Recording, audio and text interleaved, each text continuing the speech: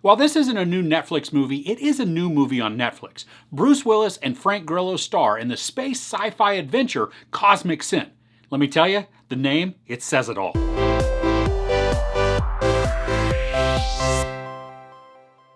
Seven rogue soldiers launch a preemptive strike against a newly discovered alien civilization in the hopes of ending an interstellar war before it starts. Okay, there's really no way to sugarcoat this one. This is one of the worst movies I've watched in a really long time. The acting is so awkwardly delivered and the dialogue is unnatural. At times it's downright funny with how terrible it all is. So there's some kind of trouble on a distant planet or moon where the people there are attacked. They believe there has been contact with an alien race, but it's not confirmed. The people return to Earth and then the trouble starts. So of course the military is immediately involved and a plan is put into action to try and save humanity from the would-be invaders. So much of this movie and story just doesn't make any sense. We have a bomb that would supposedly destroy everything from Earth to Pluto if it was jostled too harshly. And they're carrying it in a small pelican case just packed with foam. As a small group of soldiers that are quantum leaped through the universe, they end up in the middle of some kind of weird space battle. This group that is sent is supposedly elite and knowledgeable, but they're not informed of a battle that's happening right where they're headed. And who's fighting, and why didn't the group know about it?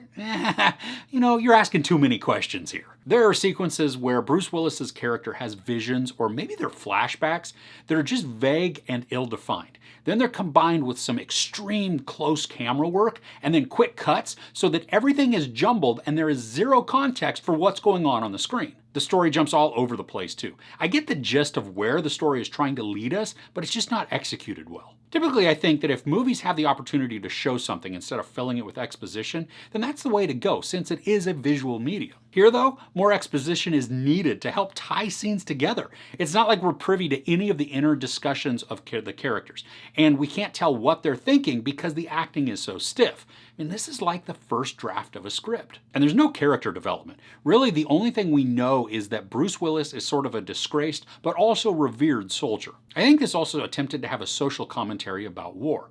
We get a scene with villain monologue that feels like it was aimed at any group or nation that chooses war first over diplomacy. But then the dialogue moved past that pretty quickly and negates everything it just said. Now remember that bomb I mentioned? There's a moment when the soldiers crash land on a planet and the bomb is just laying out on the ground. No case or protection or anything. So I guess it's not as fragile as they originally thought. The set and costume design too are just awful. The actors look like a group of LARPers out in a forest with their buddy who has a handy cam just trying to make his first movie.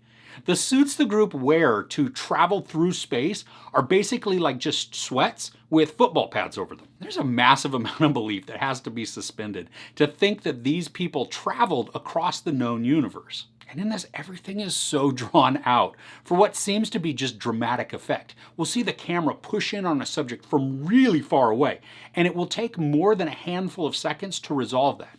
The problem is, though, it's just not dramatic. It's boring.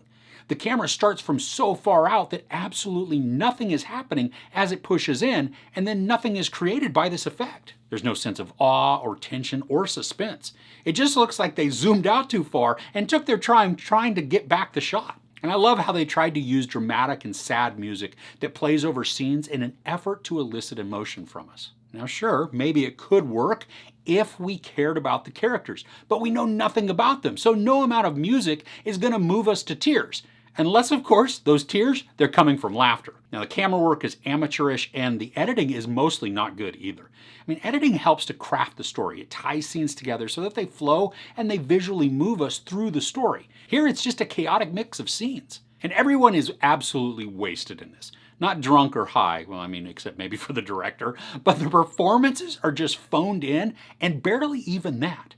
Willis has this distracted look to him the entire time, like he's thinking about how he used to be a kick-butt action star. Frank Grillo is relegated to doing most scenes by himself, and he's trying to elicit emotion from us, but there's just nothing to be felt. And there's some girl with yellow and black braids who just kind of shows up. She barely speaks, she carries a large gun, and I guess is supposed to be either menacing or fierce.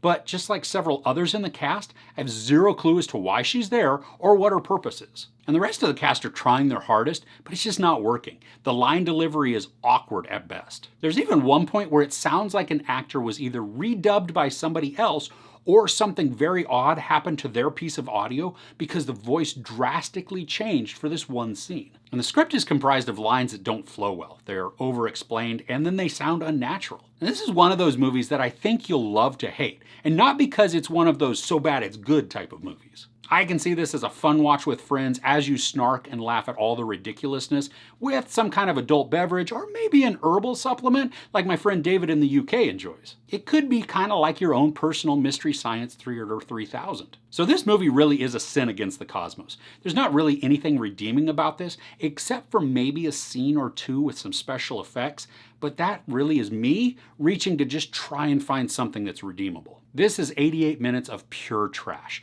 It is like hot garbage that's been roasting in an outhouse filled with dog poo and pickled cabbage. So how's that for a mental image? There's no sex or nudity, a ton of profanity and violence, including violence to my eyes for having had to watch this.